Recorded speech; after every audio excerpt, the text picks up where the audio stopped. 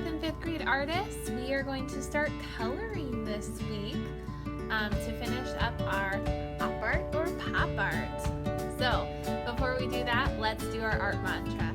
Put your hands on your heart. Say my mantra. I am positive. I am creative. I am mindful. I am amazing. I am an artist. Can't wait to see what you make. Okay, artists, so we are going to be using complementary colors this week to color this in. So for complementary colors, they are colors across from each other on the color wheel. So in each section, I'm trying to use one set of complementary colors.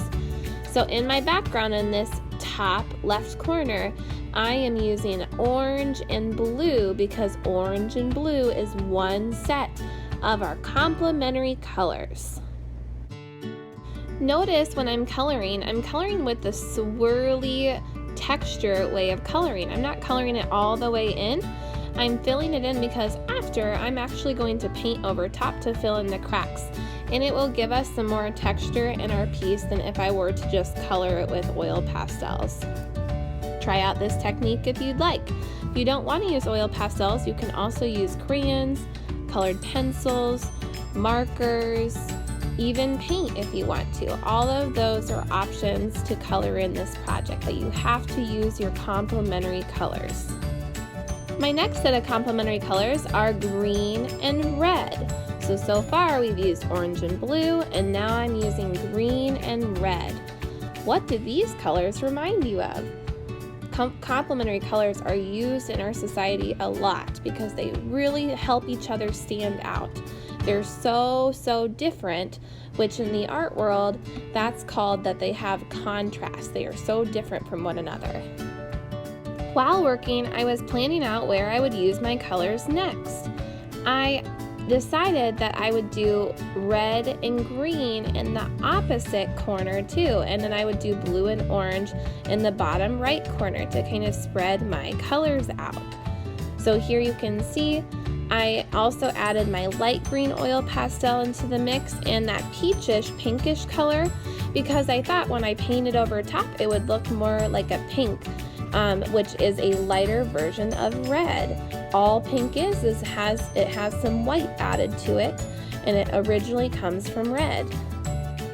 When I color projects, sometimes I write out my plan of what I'm going to do, but in this case, I just thought about what I was going to do. So you can see I'm going to do the orange in the smaller parts, and then my blue will be the background this time. Try out these ideas of planning where you're going to use your color before you use it. I decided to do my last main complementary colors, purple and yellow in the bottom stripy part that I drew last time. So that's where I'm going to do that. I'm also going to do my purple and yellow in the triangle shape area that's behind my ice cream cone. So I've used those complementary color sets twice and spread them out in my drawing. Next, I'm using colored pencils. Again, you can use whatever materials you want to color with. So like I said, you can use oil pastels, crayons, markers, paint, colored pencils. I'm going to use colored pencils for my main pop art image, which is the ice cream cone, because I love ice cream. When I'm coloring with my colored pencil, I'm trying to use some value. Value is the lightness and darkness of a color. So I'm pushing harder with my colored pencil on the left side of my little shapes in my cone, and I'm putting less pressure with my colored pencil on the other half. And this creates some value because the color of the brown it goes from dark to light. Try out this technique if you're interested.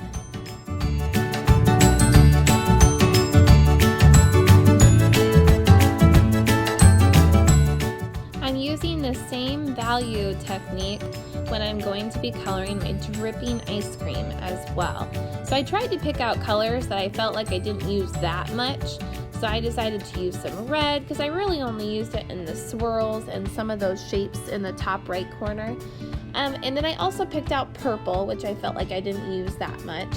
And then the last color I picked was blue because I felt like in the top left corner there wasn't a lot of blue, and that would help pop out some of that blue. So again, you really want to think about and plan where your colors are going to go.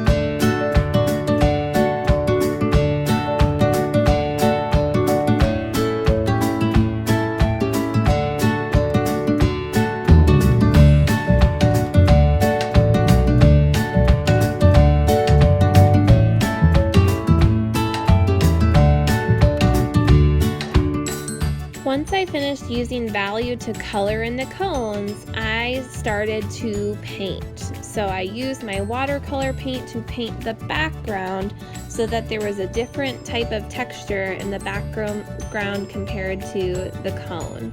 So you can see I'm using red on my red and my peach color to create some different shades of red.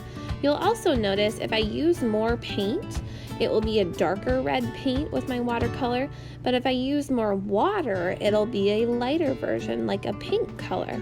So you can see I tried to make it really, really light in my peach so that I could get a nice pink version of my color red. Next, I started painting in my green, and I used that same technique of trying to make my paint lighter and darker by the amount of water that I added to my brush.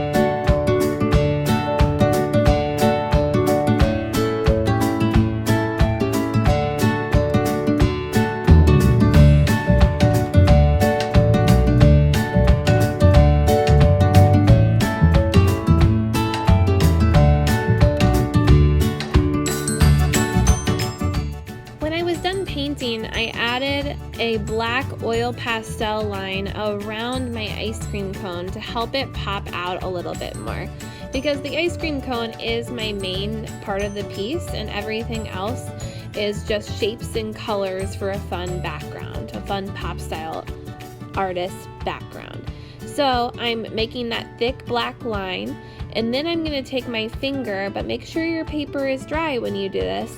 I'm going to take my finger and I'm going to rub in the oil pastel to give it a nice shadow and line around my ice cream cone.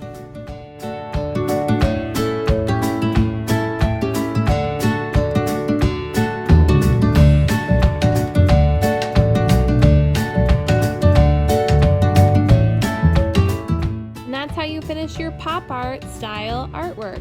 I hope you have fun with your complementary colors. I can't wait to see how you use them in your work of art. Thanks.